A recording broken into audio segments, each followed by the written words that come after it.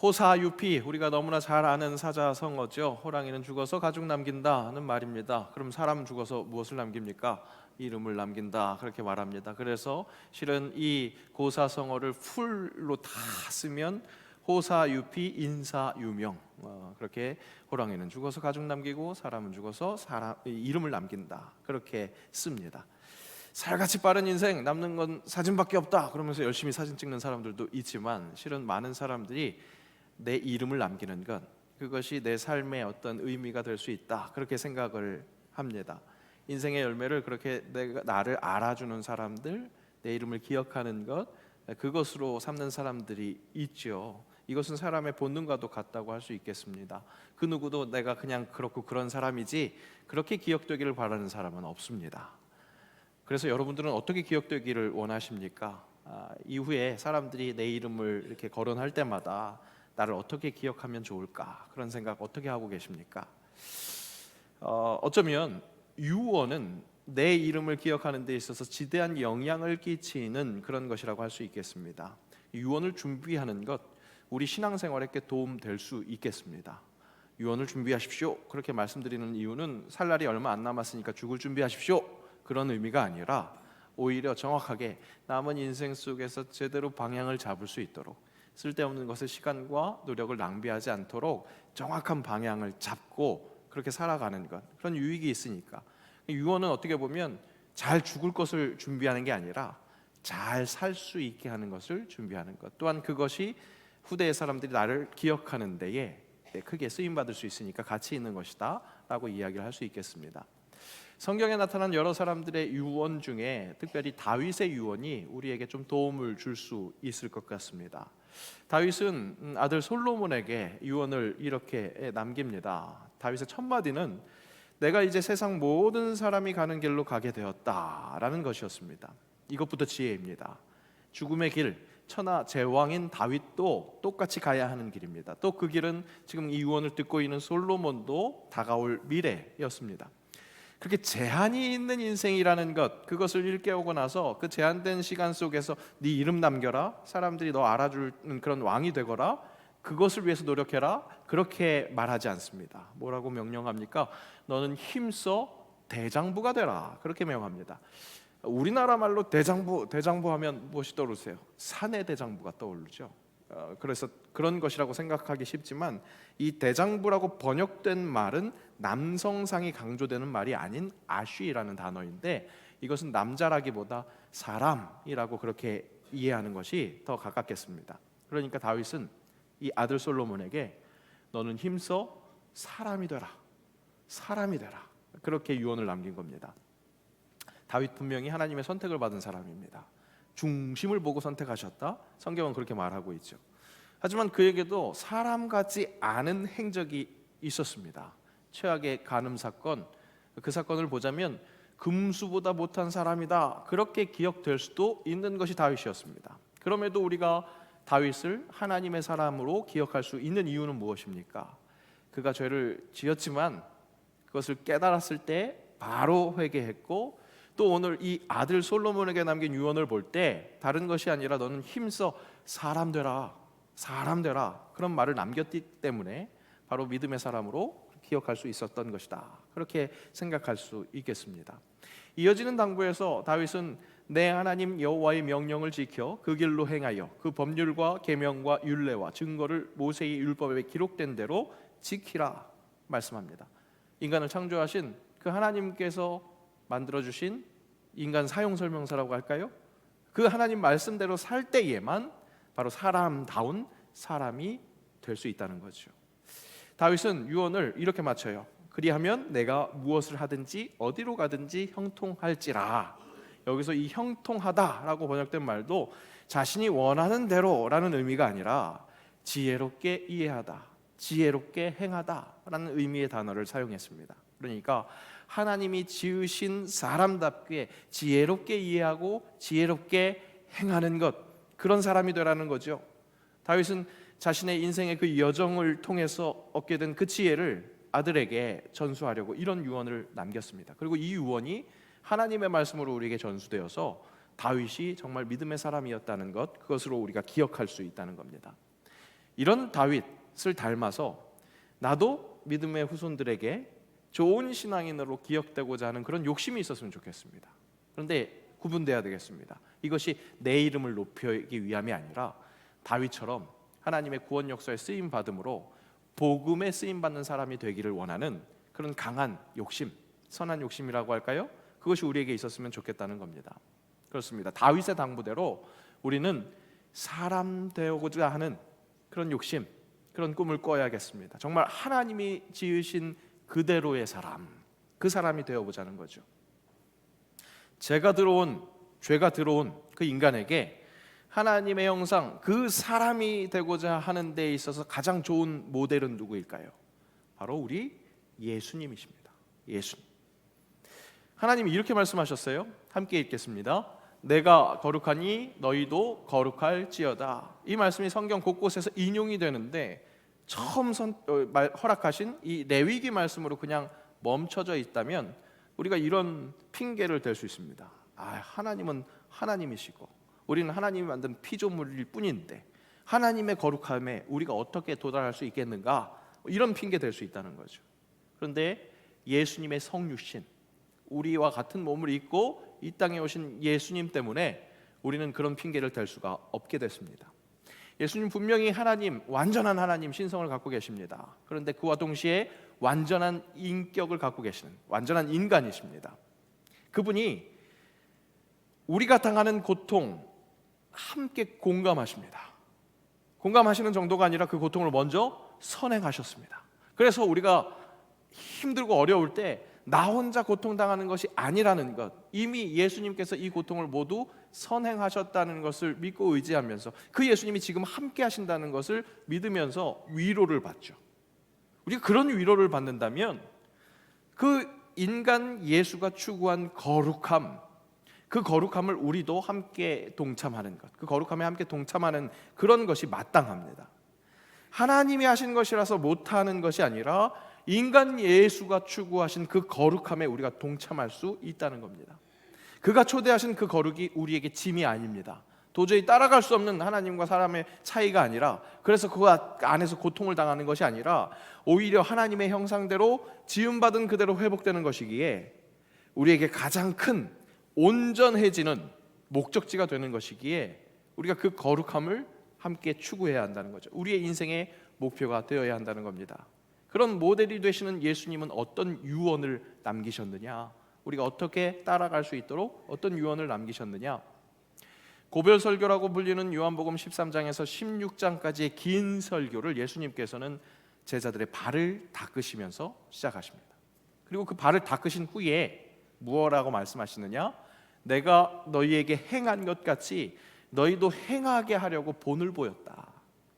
이렇게 너희가 실천해야 하기에 내가 이렇게 본을 보였다. 그렇게 말씀하십니다. 또 그렇게 발을 닦는 모습은 다른 것이 아니라 사랑하는 것이다. 서로 사랑하는 것이 참 중요하다. 콕 집어서 말씀하시죠. 요한복음 말씀 함께 읽겠습니다. 새 계명을 너희에게 주노니 서로 사랑하라. 내가 너희를 사랑한 것 같이 너희도 서로 사랑하라. 너희가 서로 사랑하면 이로써 모든 사람이 너희가 내 제자인 줄 알리라. 서로 사랑하는 것이 그만큼 중요하다는 겁니다. 이 유언과도 같은 이 말씀을 마태는 기억합니다. 예수님이 이 말씀, 비슷한 말씀을 전에 하셨는데 그때 어떻게 하셨느냐, 하나님을 사랑하는 것, 그와 거의 동격으로 이웃을 사랑하는 것을 강조했던 그 기억을 되새기면서 예수의 말씀을 이렇게 전하고 있습니다. 마태복음 말씀 함께 읽겠습니다. 예수께서 이르시되 내 마음을 다하고 목숨을 다하고 뜻을 다하여 주 너의 하나님을 사랑하라 하셨으니 이것이 크고 첫째 되는 계명이요 둘째도 그와 같으니 내 이웃을 내 자신같이 사랑하라 하셨으니 이 두 계명이 온 율법과 선지자의 강령이니라. 이렇게 강조하신 예수님의 말씀은 우리로 머릿속에서 십자가를 그리게 합니다.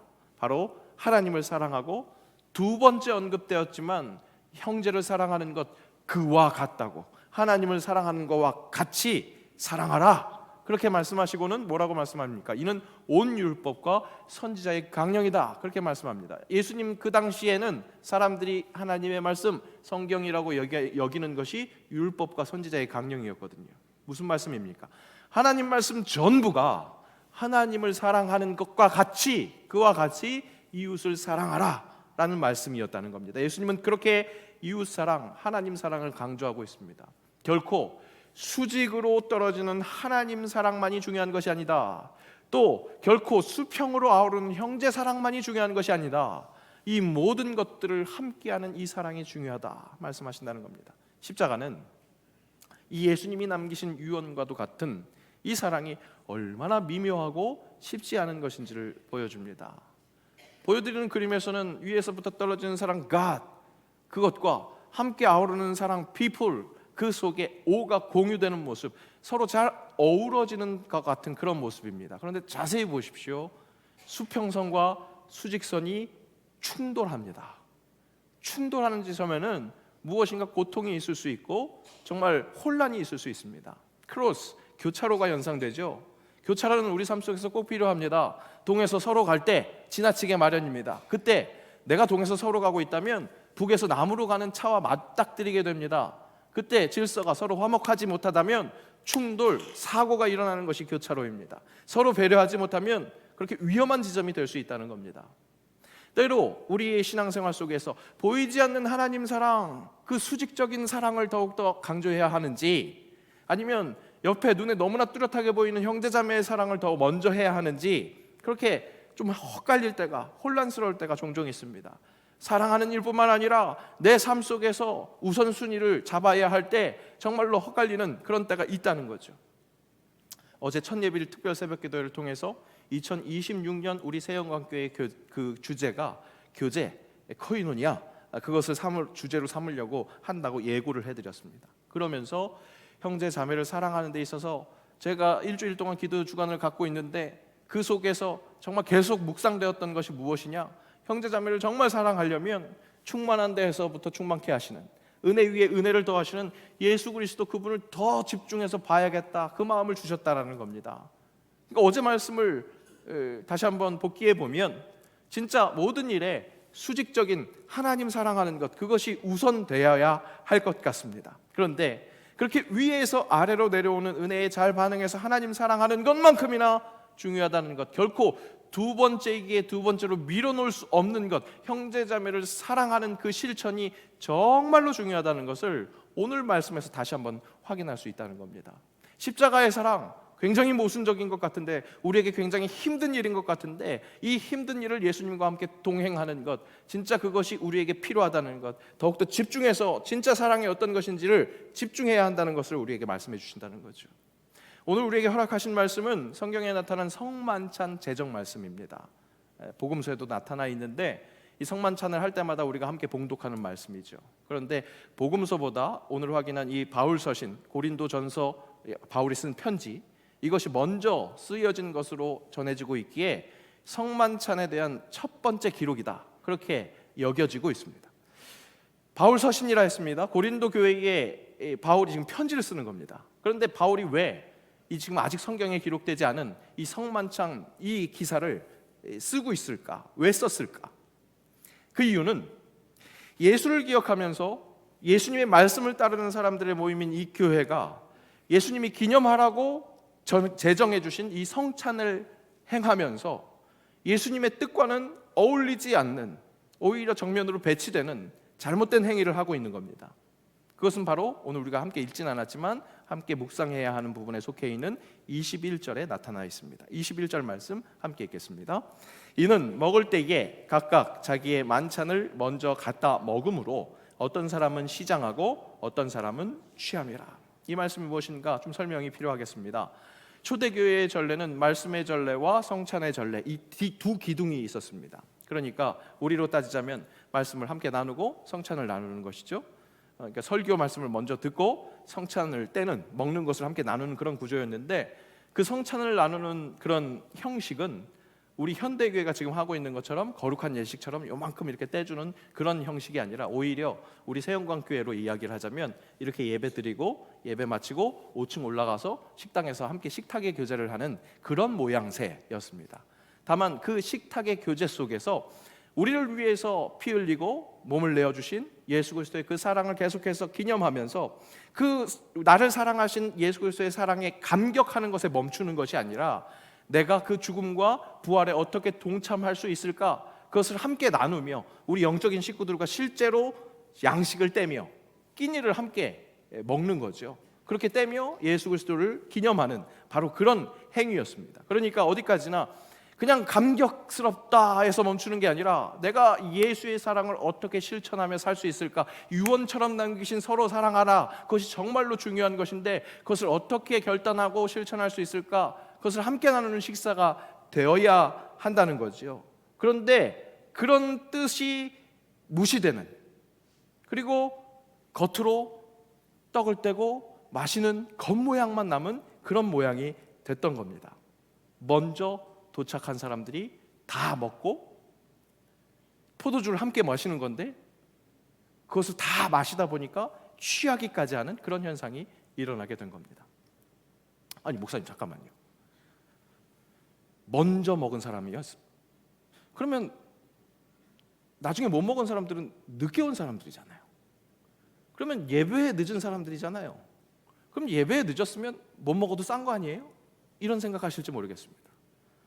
그런 생각을 좀 제대로 이해하기 위해서는, 그런 생각을 안 나게 하기 위해서는 그 시대를 정확하게 알아야겠습니다. 당시는 계급이 존재하는 사회였습니다. 예수를 믿는 그리스도 공동체에는 주인과 같은 상류계층도 있었고요, 종과 같은 하류계층도 있었습니다. 혈통이나 육적으로 난 것이 아닌 영접하는 자, 곧 그 이름을 믿는 자에게 주신 하나님의 권세, 하나님의 자녀가 되는 권세를 누린 것, 그리스도 공동체는 바로 그런 사람들이었습니다. 그렇기에 계급과 상관없이 여러 계급의 다양한 사람들이 함께 모이는 것이 그리스도 공동체였다는 거죠. 그런데 하류계층에 속한 사람들은 이 모임에 일찍 올 수가 없었습니다. 다른 일들을 다 마치고 왔어야 했기 때문에 하류계층에 있는 사람들은 늦을 수밖에 없는 구조적인 한계가 있었던 거죠. 결국 지금 성찬을 함께 나누면서 먼저 온 사람들이 먹을 것을 먼저 다 먹어버리는 행위는 무엇입니까? 예수 그리스도의 사랑으로 계급의 그 한계를 뛰어넘은, 그 차별을 뛰어넘은 공동체 안에서 다시 예수 그리스도의 그 성도가 되기 이전에 있었던 신분이 그 서로의 교제를 가로막는, 예수님의 구원의 그 사랑을 끊어지게 하는 안타까운 상황이 벌어진 겁니다. 예수님이 떡과 잔을 나누시면서 이것이 내 살이야, 이것이 내 몸이야, 이것이 내 피야 말씀하시면서 하나님의 사랑을 보여주시고 너희도 이와 같이 하라, 그렇게 가르침을 기억하게 하는 것이 성만찬인데, 주님을 기억하는 것은, 그 사랑을 실천하는 것은 온데간데 없고 엉뚱하게 먹고 마시는 껍데기만 남아서 진정 기념하고 기억해야 할 예주 정신은 사라져버린 겁니다.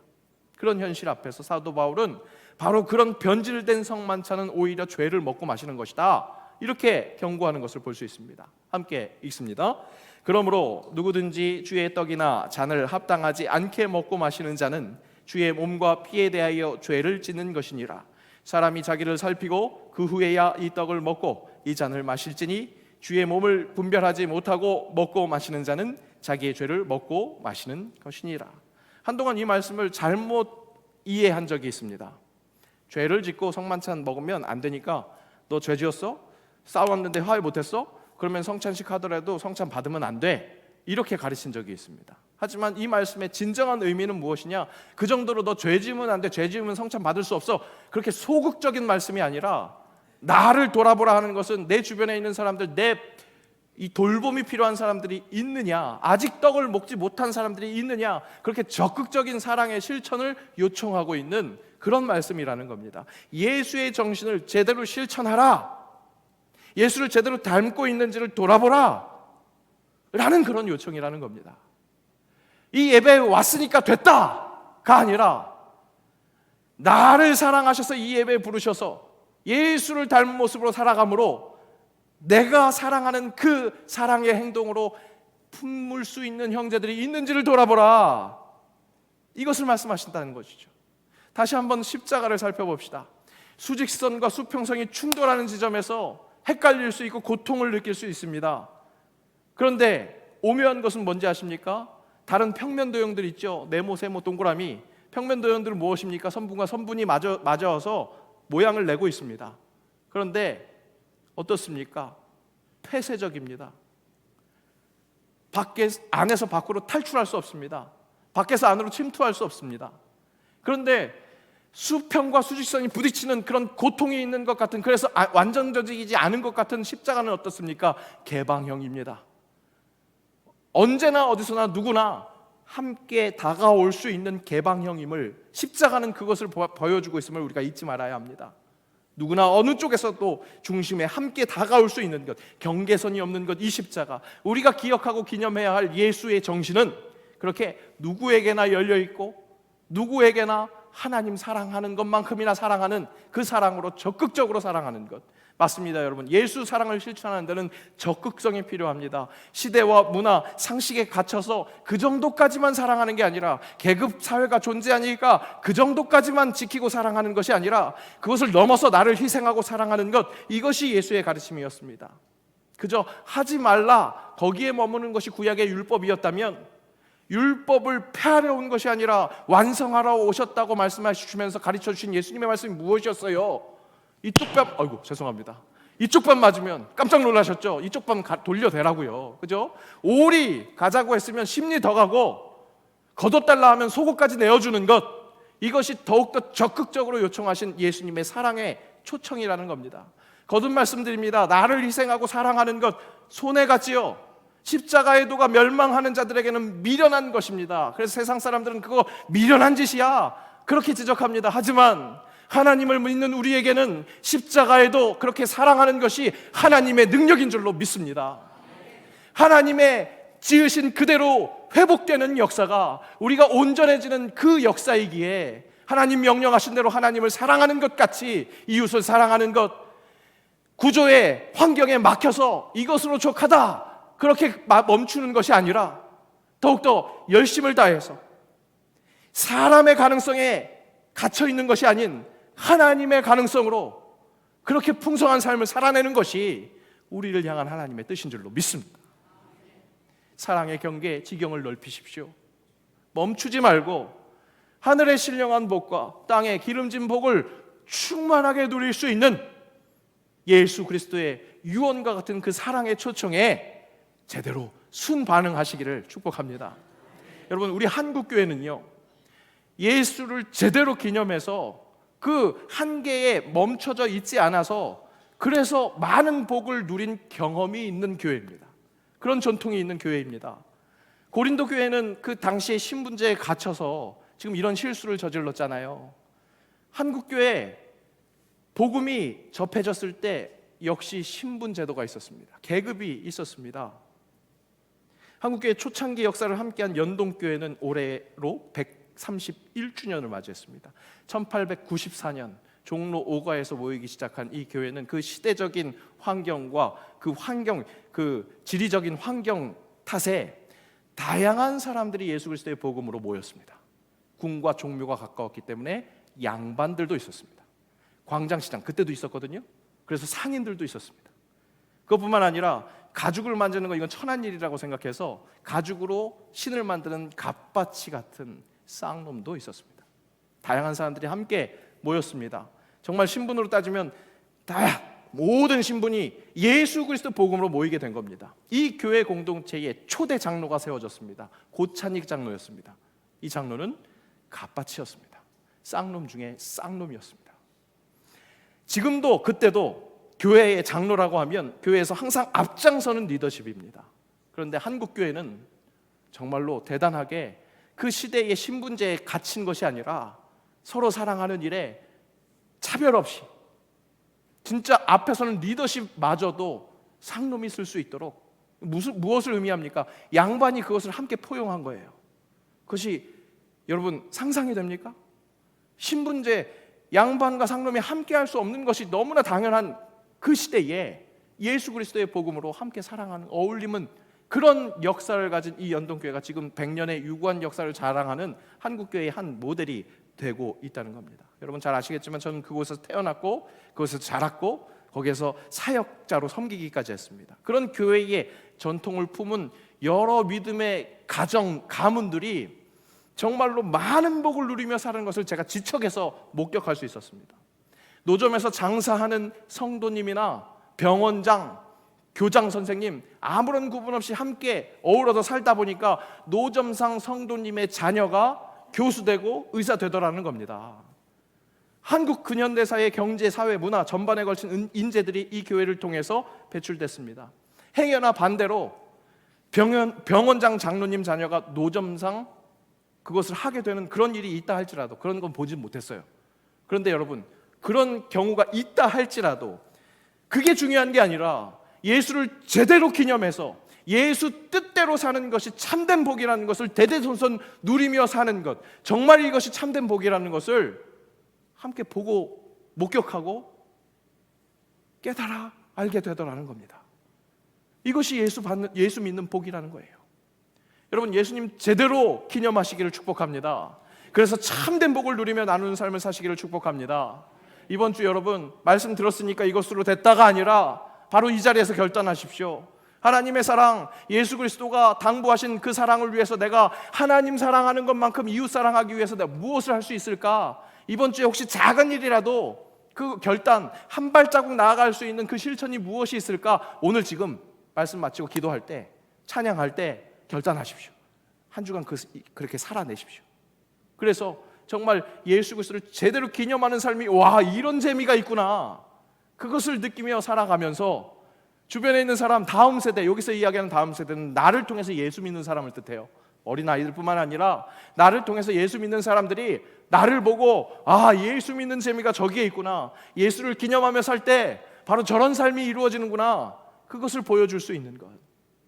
그래서 정말 30배, 60배, 100배의 천국의 삶을 누리는 것, 그 역사가 우리 새영광교회에도 새롭게 써내려져 가는 그런 역사가 될 수 있기를 축복합니다. 각 가정 같은 마음으로 예수를 기념하는 아름다운 가정, 모든 심령들 되시기를 축복합니다. 함께 기도합시다. 예수를 제대로 기념할 수 있도록 예수를 제대로 알아서 하나님을 사랑하고 그와 같이 이웃을 사랑하게 하옵소서. 그렇게 온 율법과 선지자의 강령 품고 행하는 자에게 허락되는 형통을 누리며 온 세상에 그 형통을 증명하게 하옵소서. 예수님의 이름으로 기도합니다. 아멘.